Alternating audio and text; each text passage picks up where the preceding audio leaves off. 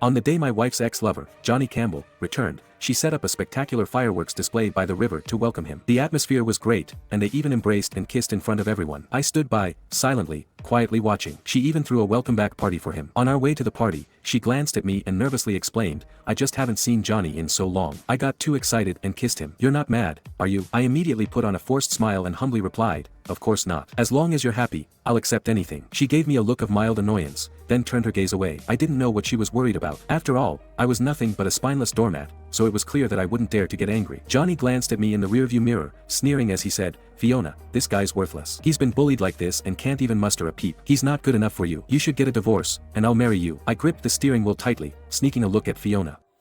Her eyes flickered, and I could have sworn she was a bit moved. But she stayed silent for a long time, not answering. At the party, Fiona's friends cheered loudly, welcoming Johnny back. But when they turned to look at me, their smiles quickly turned into sneers. Someone near me made a point of chatting, mocking me. Everyone knows Fiona loved Johnny for 10 whole years. If it weren't for Johnny's sudden departure abroad, she wouldn't have been too fragile and heartbroken to fall for some pathetic loser who took advantage of the situation. Now that the real deal is back, it's time for some people to step aside, don't you think? Thanks to Fiona, no one at the party had any respect for me. But I pretended I didn't notice, quietly watching Fiona. In the middle of the dance floor, Johnny took a sip of wine, pulled Fiona close, and kissed her passionately. She shyly tried to kiss him back but realized her glass was empty. She turned to me and snapped, "Bainbridge, refill my drink. Can't you see my glass is empty?" I hurried to pour her some wine, but she disdainfully shoved me aside and kissed Johnny again.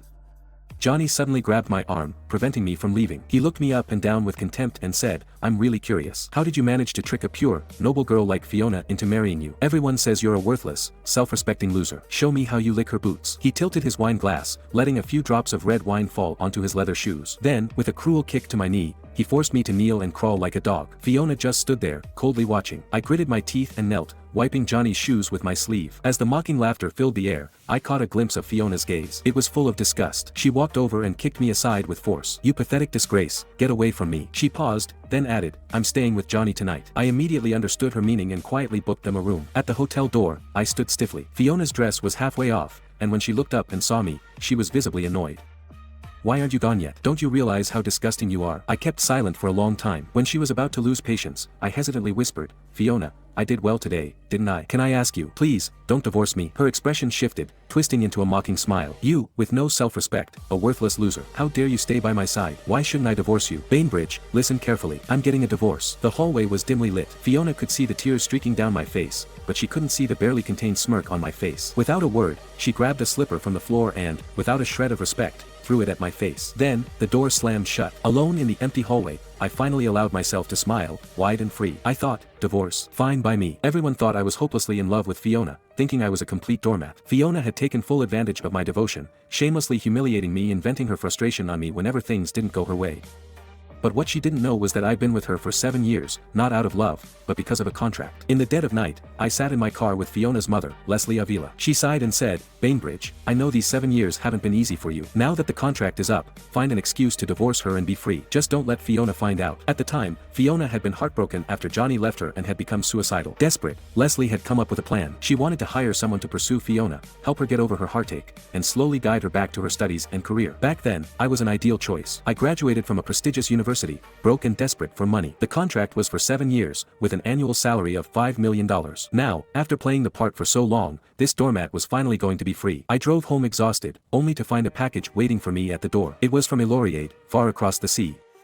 Inside the box were intricately arranged wooden carvings carefully wrapped in layers of foam. I couldn't help but smile. This was a rare, genuinely warm smile. I slept soundly that night. The next morning, Fiona texted me for the first time in ages, "Bring your ID. We'll meet at the courthouse." I breathed a sigh of relief and smiled. I laughed all the way to the courthouse, only to quickly put on a face full of tears when I saw her and begged her not to divorce me as usual. Fiona rolled her eyes and demanded that I apologize in front of everyone. Without hesitation, I did exactly that. But she was only more annoyed. With a sharp slap, she gritted her teeth and hissed, "You really are a pathetic, worthless loser, aren't you, Bainbridge? Do you have no dignity?" The more I gave in to her, the more she hated me. However, when I ignored her, she'd come crawling back. I felt it was impossible to figure out who was the real pathetic one. But now, to ensure the divorce went through smoothly, I bent lower than ever.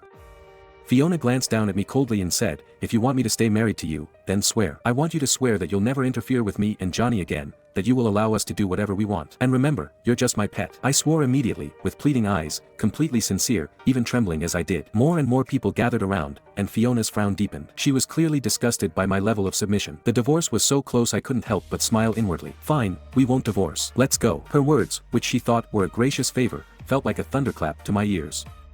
I stared at her, stunned and confused. Seeing the look of panic on my face, Fiona smirked. She was clearly delighted by her little trick. After leaving the courthouse, we headed straight for the company. I was so overwhelmed, and my mind was spinning. I couldn't understand how things could have changed so quickly. When we arrived, I saw Johnny waiting by the door. As soon as he saw Fiona, he anxiously asked if she had divorced me. When he noticed the wedding ring still on her finger, his face darkened. Fiona immediately took the ring off but didn't offer an explanation. She led Johnny into the meeting room and announced to the entire company that Johnny, the talented overseas returnee, would now be her special assistant. She said that from now on, he'd be in charge of all her work and personal matters. Throughout it all, Fiona kept her hand tightly clutched around Johnny's, giving him all the security he needed. At that moment, she made it clear to everyone that she was his backer. I remember when Leslie first arranged for me to join the company.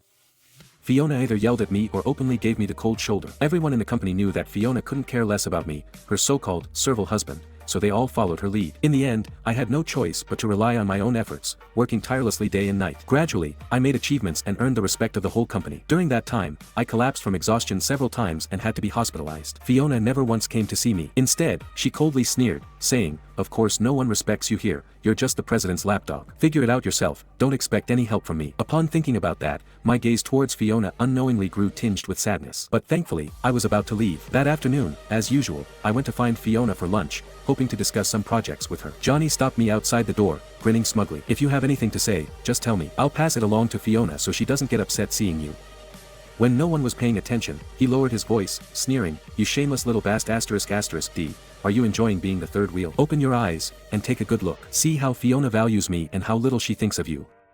Suddenly, Johnny grabbed my hand and fell back. The hot soup from my thermos splashed onto him, and he cried out in pain. Fiona rushed out with a look of concern, gently comforting Johnny. When she turned to face me, her eyes turned cold with disgust. She slowly lifted the thermos above my head. The scalding soup, mixed with vegetable leaves and bits of meat, poured down onto my face and neck. My skin immediately turned red and burned with pain. Fiona spoke with a detached tone. "Did you forget the vow you made this morning? Don't dare touch Johnny again, or I'll abandon you." As those words hit, the entire company fell into stunned silence. Johnny, pretending to be magnanimous, hugged Fiona and said in a pitiful tone, "Fiona, don't do this to Bainbridge. He'll be heartbroken.